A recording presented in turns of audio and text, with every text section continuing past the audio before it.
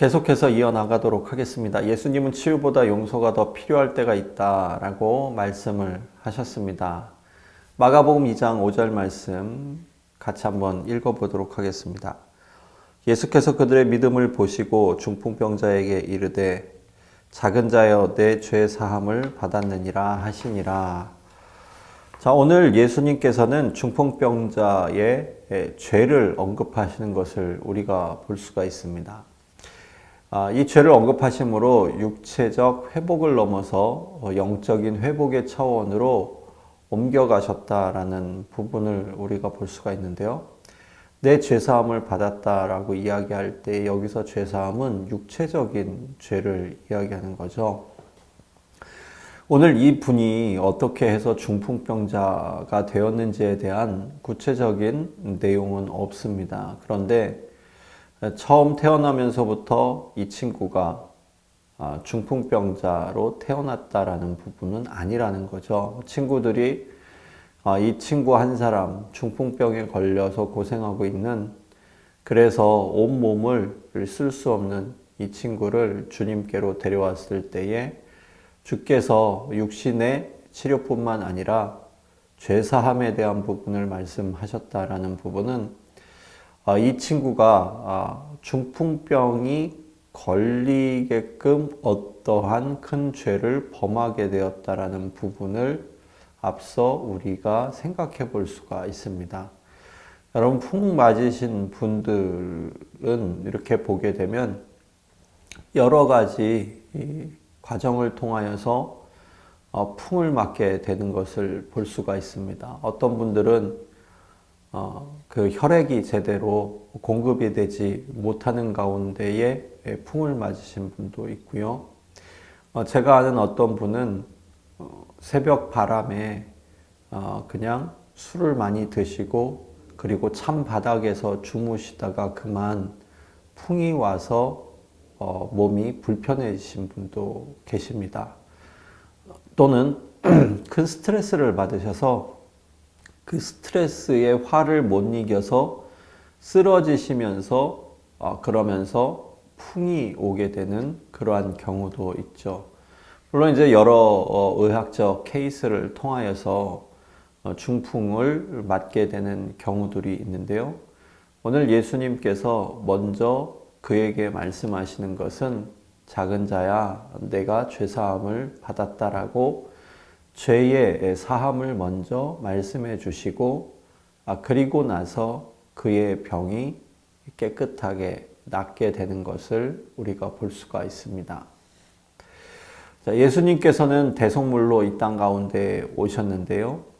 이사야서에 보게 되면 그래서 이런 말씀이 있죠. 그는 실로 우리의 질고를 지고 우리의 슬픔을 당하였거늘 우리가 생각하기를 그는 징벌을 받아 하나님께 맞으며 고난을 당한다 하였노라. 그가 찔림은 우리의 허물을 인함이요 그가 상함은 우리의 죄악을 인함이라. 그가 징계를 받음으로 우리가 평화를 누리고 그가 채찍에 맞음으로 우리가 나음을 입었도다. 이런 말씀이 있는데요. 오늘 이 중풍병자의 죄사함에 대한 부분을 보시게 되면 예수님을 구세주로 영접하는 사람들이 받는 최고의 축복은 바로 죄의 질병을 영적으로 온전하게 치료받게 된다라는 부분입니다. 다시 말해서 예수님을 믿는 사람들은 영원한 세상에 들어가기 전까지 몸의 질병에서 자유로울 수는 없겠지만 죄의 질병에서는 자유로울 수가 있다라는 말씀이죠. 믿는 사람들은 하나님에게서 분리되지 않을 것이고 믿지 않는 사람들에게는 죽음과 영원한 질병과 하나님의 진노가 쏟아질 것이기 때문이다. 계시록의 말씀에도 이렇게 나와 있기 때문입니다. 오늘 우리가 육체적 회복보다 영적인 회복에 대한 부분을 더욱더 절박하게 알아야지 되는 이유가 있습니다. 왜냐하면 죄인들이 예수 그리스도를 주님과 구세주로 믿음으로써 하나님과 화해할 필요가 있기 때문이다. 성경은 에베소서 2장 1절서부터 10절까지 분명하게 말씀해주고 있기 때문입니다. 바울은 자신의 진지한 사명에 관해 말하기에 앞서 다음과 같은 내용을 상기시켜 줍니다. 그런즉 누구든지 그리스도 안에 있으면 새로운 피조물이라 이전 것은 지나갔으니 보라 새 것이 되었도다. 무엇을 이야기하는가? 오늘 이 중풍병자에 대한 부분을 보시게 되면 몸의 질병보다 죄로 인한 영적 질병을 치료하는 것이 더 절박하다는 것을 사람들에게 어떻게 이해시켜주고 있는가에 대한 부분, 이 부분이 바로 오늘 주님께서 중풍병자의 죄를 사하시기 전에 소자야 내가 죄사함을 받았다라고 말씀해 주시는 부분의 핵심 내용입니다. 이 사람은 자신의 어떠한 잘못으로 인하여서 몸이 망가졌고 그 망가진 결과로 인하여서 그는 많은 부분에 상심을 하였을 것입니다. 그런데 주님께서는 너의 몸의 망가짐에 대한 부분에 있어서 내가 상심할 것이 아니라 그 죄로 인하여서 하나님과의 관계가 멀어졌다는 것이 더욱더 중요한 것이다라는 부분을 일깨워주고 계시고 그리고 내가 죄사함을 받았을 때에 곧 내가 또한 너의 질병도 함께 치료해 주는 분임을 네가 고백하게 될 것이다 라는 귀한 말씀으로 이 중풍병자의 죄를 사해 주시는 것을 볼 수가 있습니다. 여러분 한번 생각해 보십시오. 어떤 건강한 사람이 큰 병에 걸렸을 때 가장 먼저 드는 생각 무엇일까요? 그것은 바로 왜 하필이면 내가 이 많은 사람 가운데 왜 하필이면 나에게 이런 질병이 찾아올까라는 원망서부터 시작을 하여서 그 다음에 차라리 이렇게 살 바에는 죽는 게 낫지 않을까에 대한 자살에 대한 부분까지 나아가시려고 하는 분들이 있죠. 그런데 그 가운데에 복음을 접하게 되고 지금의 상황을 바라보게 되었을 때에 하나님께서 지금 나를 통하여서도 일하고 계시며 내가 오늘 이러한 삶을 통하여서 하나님께서 나에게 주시는 그 말씀을 깨닫게 된다면 그는 그 상황 가운데에서도 새로운 인생을 살아갈 수가 있습니다. 지선아 사랑해라는 책의 저자 이지선 그 교수님을 보시게 되면 그분은 정말로 말할 수 없는 그러한 마음의 상처와 더불어서 육신의 질병을 앓게 되셨지만 온몸이 화상 가운데에 남아있는 곳이 없을 정도로 수십 번의 수술을 통하여서 계속해서 회복과 회복의 치료의 과정을 이어나가면서 생명을 연장하는 가운데에 하나님의 뜻을 발견할 수 있었고 그리고 그는 미국으로 건너가 박사학위를 받게 되고 그리고 지금은 한동대학교에서 교수님으로 활동을 하시며 그분의 삶의 모든 승리에 대한 부분 그리고 그분이 말하고 있는 그 믿음의 고백을 통해 많은 사람들에게 복음의 유익을 더해주고 뿐만 아니라 자신이 하나님 앞에 소중한 존재임을 깨닫게 된다는 거죠. 그분을 인터뷰하며 어떤 인터뷰 기사에서 이런 내용을 보았습니다. 만약에 당신이 그 시점, 사고의 시점 이전으로 돌아가게 된다면 그러면 그 시점에서 그것을 피할 선택을 할 수 있었다면 어떻게 하겠습니까? 했을 때에 그 이지성 교수님이 나는 그것을 피하려고 하지 않을 것이다. 왜냐하면 내가 그 사고로 말미암아 비록 육신은 이렇게 많이 불편해졌지만 그 가운데에 하나님의 놀라운 손길을 경험할 수 있었고 그리고 내가 새 사람이 될 수 있었고 그리고 오늘의 내가 존재할 수 있는 모든 이유가 될 수 있었기 때문이다라는 그 고백을 통하여서 하나님께서 그 상황 속에서도 나에게 들려주시는 그 음성을 내가 들을 수 있기에 영적으로 죽어 있었던 그리고 자만과 오만 가운데 살았던 나의 모든 것이 그 사건을 통하여서 하나님을 만나게 되는 축복의 계기가 되었다. 이렇게 고백하는 것을 보면서 저 또한 큰 감동과 더불어 큰 충격을 받기도 하였습니다. 오늘 주님을 만난 이 중풍병자에게 있어서 가장 큰 축복은 무엇이었을까요? 죄사함, 몸의 깨끗함, 무엇보다 예수 그리스도를 만나서 그 내면의 모든 죄악이 사해지고 더불어서 주님의 은혜로 그가 새로운 인생을 살아가게 된다라는 겁니다. 주님의 은혜를 더불어서 새로운 인생을 살아가게 된다라는 이 의미는 그가 중풍병에서 깨끗하게 되어서 다시 깨끗한 몸이 회복되었다라는 것 이상의 의미를 가지고 있는 거죠. 중풍병자의 죄를 사하심. 예수님은 이 땅의 고통과 영원한 고통 모두를 덜어주셨습니다. 무엇으로 덜어주셨을까요? 마가복음 2장 6절로부터 12절까지의 말씀을 저 여러분이 한 절씩 한번 읽어보도록 하겠습니다. 어떤 서기관들이 거기 앉아서 마음에 생각하기를 이 사람이 어찌 이렇게 말하는가 신성모독이로다. 오직 하나님 한 분 외에는 누가 능히 죄를 사하겠느냐. 그들이 속으로 이렇게 생각하는 줄을 예수께서 곧 중심에 아시고 이르시되 어찌하여 이것을 마음에 생각하느냐. 중풍병자에게 내 죄사함을 받았느니라 하는 말과 일어나 내 상을 가지고 걸어가라 하는 말 중에서 어느 것이 쉽겠느냐. 그러나 인자가 땅에서 죄를 사하는 권세가 있는 줄을 너희로 알게 하려 하노라 하시고 중풍병자에게 말씀하시되 내가 내게 이르노니 일어나라 내 상을 가지고 집으로 가라 하시니 그가 일어나 그 상을 가지고 모든 사람들 앞에 나가거늘 그들이 다 놀라 하나님께 영광을 돌리며 이르되 우리가 이런 일을 도무지 보지 못하였다 하더라. 자, 오늘 그 집에 있었던 서기관들은 죄를 용서하신다라는 이 예수님의 선포에 큰 충격을 받았습니다. 예수님의 이런 주장은 이전에 어느 교사나 예언자도 할 수 없었던 말이었기 때문입니다. 이 주장 때문에 서기관들은 예수님이 신성모독죄를 범했다라고 단정지었습니다. 왜냐하면 하나님만이 죄를 사하실 수 있는 분이시기 때문입니다. 예수님이 하나님과 같음을 주님께서 주님의 입으로 주장하셨기 때문인데요. 예수님이 중풍병자를 고치심으로써 그의 죄를 사하시겠다라는 주장을 뒷받침하시자 그들의 비난의 역설이 명백해짐을 볼 수가 있습니다.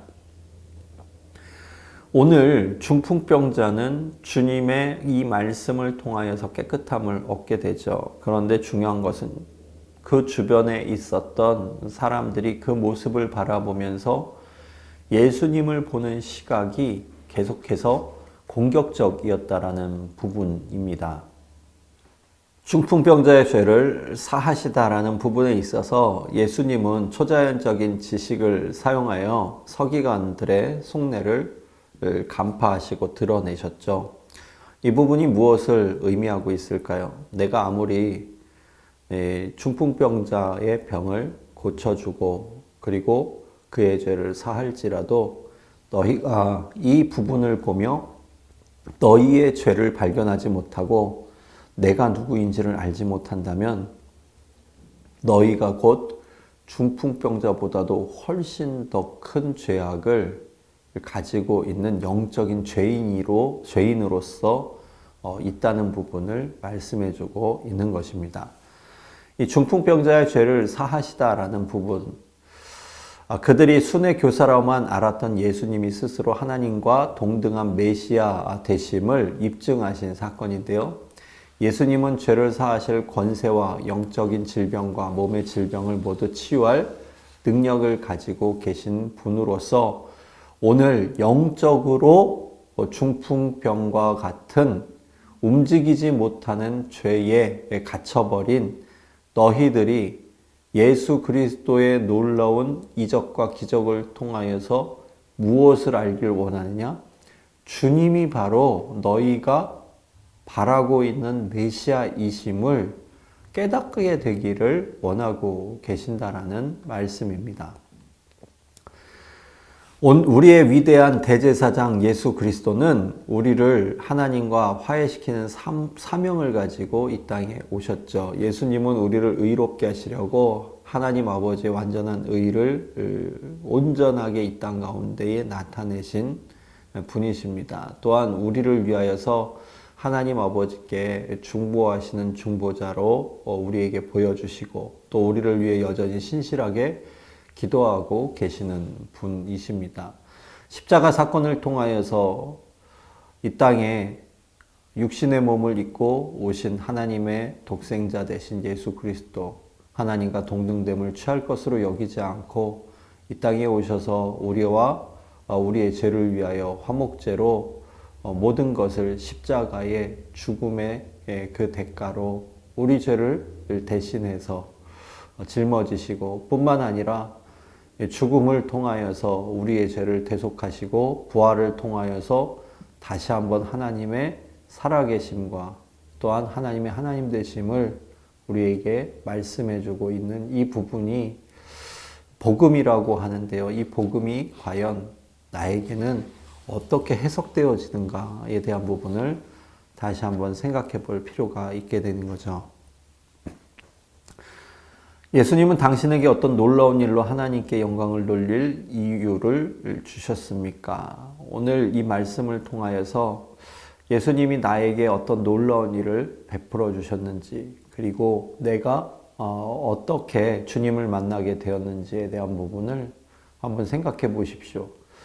내가 하나님 앞에 설 수 없는 그러한 죄악된 존재로서 하나님 오늘도 나에게 예수 그리스도의 그 은혜 없이는 하나님께로 나아갈 수 있는 그러한 자격이 없는 사람인데 주님께서 나를 이렇게 세워주신 그 은혜, 그리고 나와 함께 내 손을 붙잡고 하나님과 화목하게 하시는 그 존재의 능력, 그것이 성경에서 말씀하시는 그 말씀으로 끝나는 것이 아니라 오늘 내 삶에 어떻게 녹아내리고 있는지에 대한 부분을 다시 한번 생각해 보셨으면 좋겠습니다.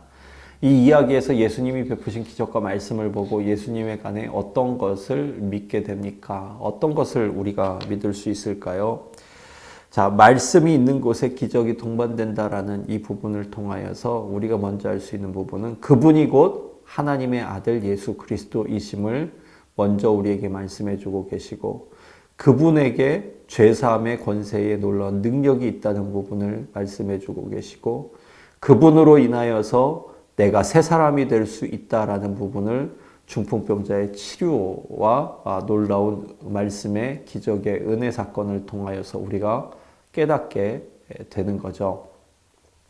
죄 용서는 오로지 그리스도께서 흘리신 피로만 가능합니다. 예수님은 죄인들이 받아야 할 진노에서 우리를 구원하시려고 하나님의 계획을 성취하신 분이십니다. 이것이 바로 복음의 핵심 내용이죠. 그래서 예수님은 그에게 간단한 세 가지 선언을 하셨습니다. 첫 번째, 자신을 인자요 메시아라고 소개해 주셨고요. 두 번째, 자신은 하나님처럼 죄를 사할 수 있는 권세를 가지신 분이시다라는 부분을 말씀해 주셨고, 세 번째로 중풍병자에게 일어나 집으로 가라 명령하셨죠. 그 순간 그곳에는 팽배한 긴장감이 감돌았습니다. 왜 그랬을까요? 인간의 능력으로서는 고칠 수 없는 것을 주님께서 직접 중풍병자를 통하여서 알려주셨고 보여주셨기 때문입니다. 중요한 건 그것을 바라보고 있는 사람들의 그 마음 가운데에 깨달음이 있는가 없는가에 대한 부분이죠. 예수님은 인간의 고난과 죄성에 대한 자신의 권위와 능력을 입증하기 위하여서 중풍병자를 고쳐주십니다. 모든 진리가 마음속의 열정으로 불을 지펴 믿지 않는 사람들을 예수님께 데려갈 수 있는 동력이 되어야지 됩니다. 예수님만이 영적 죄로 말미암은 질병을 고치실 수 있고 그 죄를 용서해 주실 수 있는 유일하신 하나님의 아들이시기 때문이죠. 자, 그렇다면 중풍병자의 죄를 사하신 예수 그리스도를 통하여서 우리가 바라볼 수 있는 것은 과연 무엇일까요? 그것은 다름 아닌 내가 오늘도 영적으로 병들어 있는 존재가 아닌가. 오늘 중풍병자를 통하여서 내가 영적인 중풍병자가 아닌가에 대한 부분을 다시 한번 생각해 볼 수 있어야 됩니다. 뿐만 아니라 이 중풍병자를 이렇게 세우신 예수 그리스도의 그 놀라운 능력은 친구들의 믿음을 통하여서 이루어졌음을 볼 수가 있습니다. 그렇다면 또 한 가지 우리가 생각해야 될 부분이 무엇일까요? 오늘도 나의 작은 섬김을 통하여서 내 주변의 사람들이 예수 그리스도를 만날 수 있고 예수 그리스도를 통해 변화받을 수 있는 존재로서의 따로 세움을 받을 수 있는가에 대한 믿음의 가능성을 우리에게 말씀해 주고 있는 것이죠.